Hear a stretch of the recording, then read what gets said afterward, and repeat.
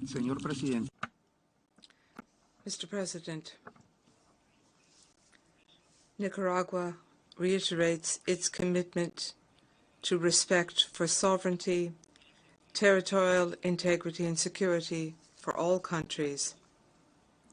We, member states, must unwaveringly comply with the purposes and principles of the UN Charter. This applies to all member states of the United Nations. We call for a de-escalation in tensions, bearing in mind the legitimate security interests which all countries of this region, and in particular the Russian Federation and Ukraine, deserve, with the purpose of guaranteeing peace and stability in the long term in that region and beyond, in accordance with the Minsk agreements. Nicaragua believes that negotiations between Russia and Ukraine are key for ramping up diplomatic efforts and in this way guaranteeing security and peace. While NATO has insisted on disregarding the agreements which have been adopted by the Russian Federation at different moments in time following the dissolution of the Soviet Union.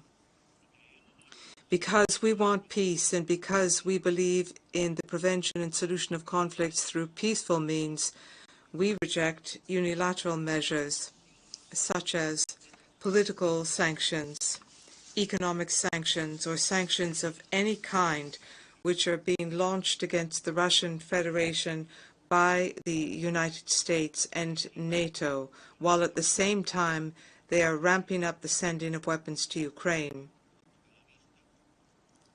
This clearly shows that the United States and NATO are already involved in this conflict, which has global dimensions. All this escalation does is fuel war, and leaving in its wake death, casualties, and massive migrations of families who are victims of these hegemonic policies. These policies are already having a serious impact on the global economy, and the people of this planet are the victims of this crisis, which is yet another crisis in the aftermath of the loss of life and damage due to the economy resulting from the virus which unleashed a pandemic on the world. The United Nations must play a constructive role in resolving the Ukrainian issue and give priority to peace, to regional stability, and to universal security for all countries. It must not promote tension or actions which will escalate the conflict. Mr. President, this regrettable conflict and loss of life could have been avoided. It did not need to happen. All of this stems from the non-respect for and violation of the UN Charter. It is a result of interventionist policies in the internal affairs of states, which gave rise to the coup d'etat in Ukraine in 2014, and the attacks and bombings against the people of Donetsk and Lugansk, causing the death of thousands of people. This is a fact which cannot be forgotten.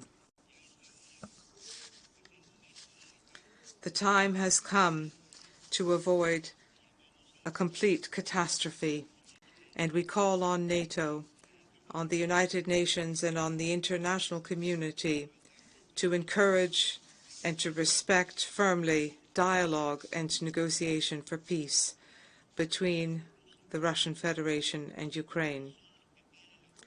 They are the two countries with the authority and the power to achieve stable, lasting, and secure peace in this region of our planet.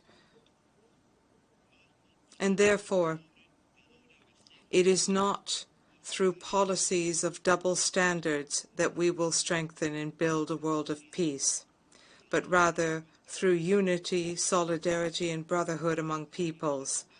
It is through policies of peace and development. It is through diplomatic efforts and solutions that we will achieve international peace and security.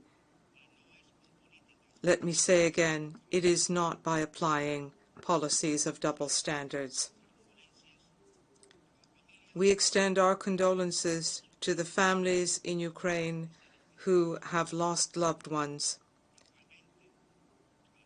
And we also express condolences to the families of soldiers from Ukraine and the Russian Federation who have fallen in this conflict. Thank you very much, Mr. President. I thank the distinguished representative of Nicaragua.